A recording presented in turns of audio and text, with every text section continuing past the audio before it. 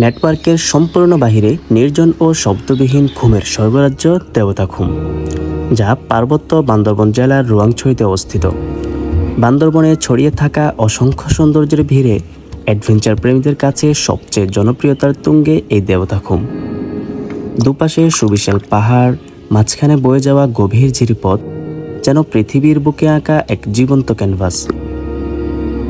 মূলত দেবতাখুমের প্রধান বৈশিষ্ট্য হচ্ছে বাঁশের ভেলায় চেপে এই খুমের ভিতরে যাওয়া পর্যটকদের এক রোমাঞ্চকর অনুভূতি দেয়, যা যে কোনো মানুষকে খুব সহজে প্রকৃতির প্রেমে আকৃষ্ট করে। আজ আমরা যাচ্ছি স্বপ্নময় খুমের স্বর্গরাজ্য দেবতাখুমে। দেখাবো কতটা কম খরচে ঘুরে আসা সম্ভব। সাথে থাকবে সম্পূর্ণ একটি ভ্রমণ গাইডলাইন।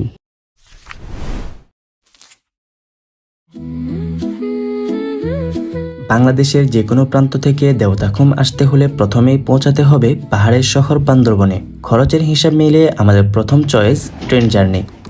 মাত্র 405 টাকার টিকিটে আল্লাহর নাম নিয়ে শুরু হলো আমাদের ভ্রমণ যাত্রা। প্রথম গন্তব্য চট্টগ্রাম।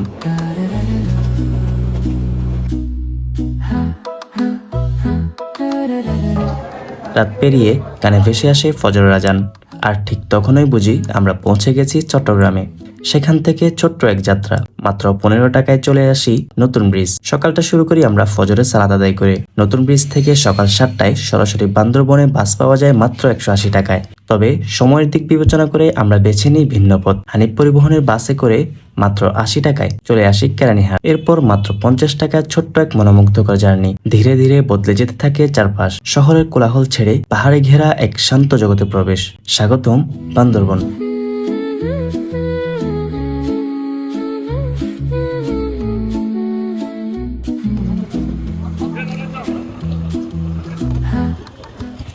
শুভ সকাল।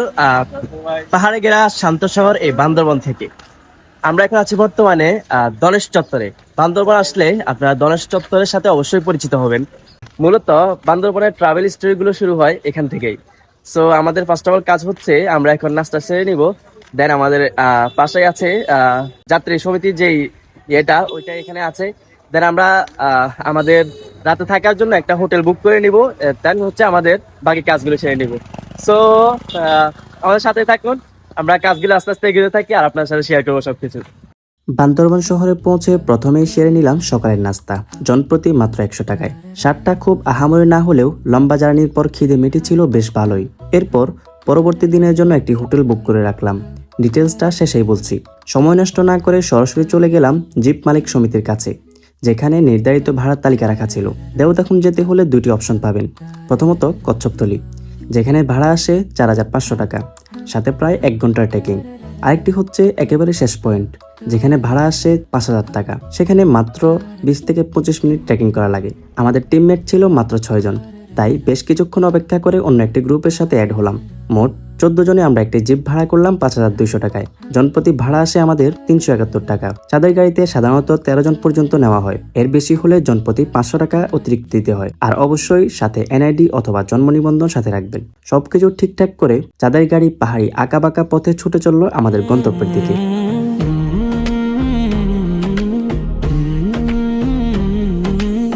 চোখের পাতা মেলে যেদিকে তাকায়, তোমার মহিমায় নিজেকে হারাই। হাঁটি হাঁটি পায়ে আমি যেখানে যাই, তোমার সৃষ্টি পুরো ভুবনে পাই। দীর্ঘক্ষণ জিপে করে পাহাড়ি আঁকাবাঁকা পথ পেরিয়ে চারপাশের মনোমুগ্ধকর দৃশ্য উপভোগ করতে করতে আমরা পৌঁছে যাই কচ্ছপতলি বাজারে। এখান থেকেই শুরু হয় আসল যাত্রা।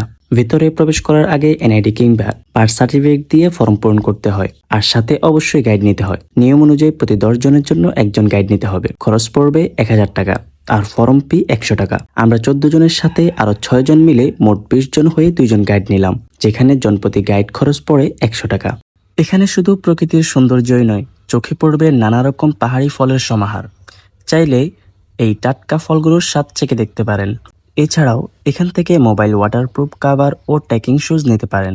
সব প্রক্রিয়া শেষ করে চেকিং পার হয়ে আমরা এগিয়ে যাই সামনের দিকে। কচ্ছপতলি থেকে আবার জিপে করে আরো ভিতরের দিকে চলে আসি, যাতে ট্রেকিংটা কিছুটা কম হয়। এরপর শুরু হয় আমাদের ট্রেকিং।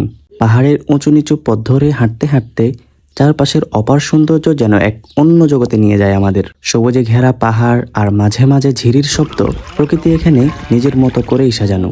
হাঁটি হাঁটি পায়ে আমি যেখানে যাই, তোমার সৃষ্টি পুরো ভুবনে পাই। তুমি যে খালিক, তুমি যে মালিক, তুমি মহান আল্লাহ, সুবহানাল্লাহ। প্রায় 15 মিনিট ট্রেকিং করার পর দেখা মিলে একটি আদিবাসী গ্রাম, শিলবান্দাপাড়া।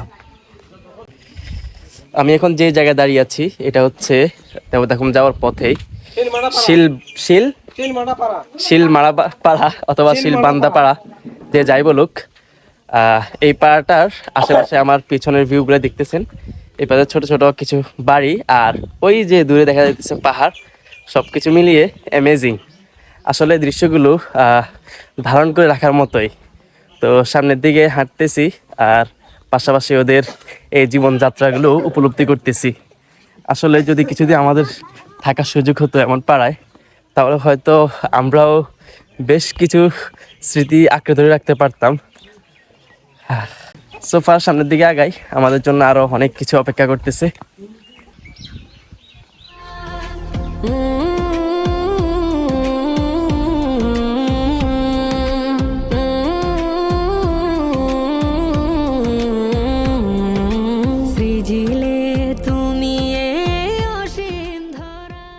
অবশেষে পৌঁছে যাই টিকিট কাউন্টারে, যেখানে জনপ্রতি 200 টাকার টিকিট কেটে আমরা ভিতরে প্রবেশ করি। যে টিকিটে মিলবে ভেলা, নৌকা, লাইফ জ্যাকেটের ব্যবস্থা। দেবতাখুমের ফটোজনে কিছু স্মৃতি ক্যাপচার করে আমরা দ্রুত সামনের দিকে এগোতে থাকি, কারণ এখানে একটা জিনিস খুবই গুরুত্বপূর্ণ, যত দ্রুত ভিতরে যাওয়া যাবে তত দ্রুতই সিরিয়াল পাওয়া যাবে।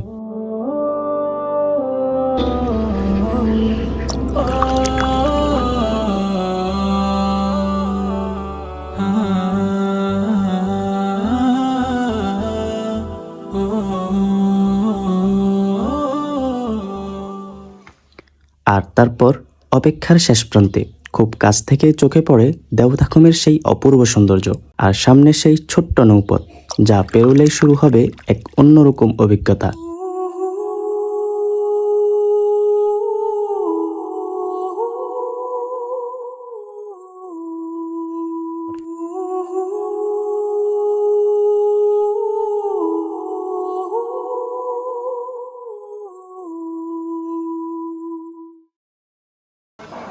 ফাইনালি অনেকক্ষণ ট্রেকিং করে রোমাঞ্চকর এক অবিস্মরণীয় মুহূর্তের সাক্ষী হতে আমরা এসে দাঁড়ালাম খুমের একেবারে সামনে।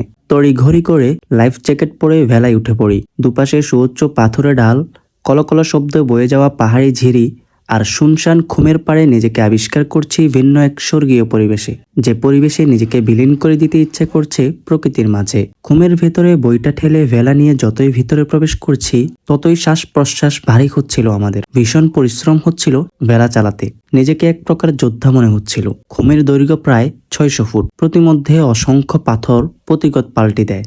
বুদ্ধিমত্তা ও বিচক্ষণতার প্রমাণ দিয়ে নিজের ভেলাকে উদ্ধার করে নিতে হয়। ভেলা নিয়ে যতই ভিতরে প্রবেশ করবেন, ততই নিজেকে ভীষণ সুখী মানুষ মনে হবে। শারীরিক কসরত বেশি হলেও খুমের অকল্পনীয় সৌন্দর্যের রূপ সকল ক্লান্তি মুছে দেবে। শুনশান নীরবতায় ঘেরা দেবতাখুম, পৃথিবীর সমস্ত নীরবতা যেন এখানে এসে জমা হয়েছে। স্রষ্টার এমন সৃষ্টি দেখে বারবার শুকরিয়া জ্ঞাপন করছিলাম।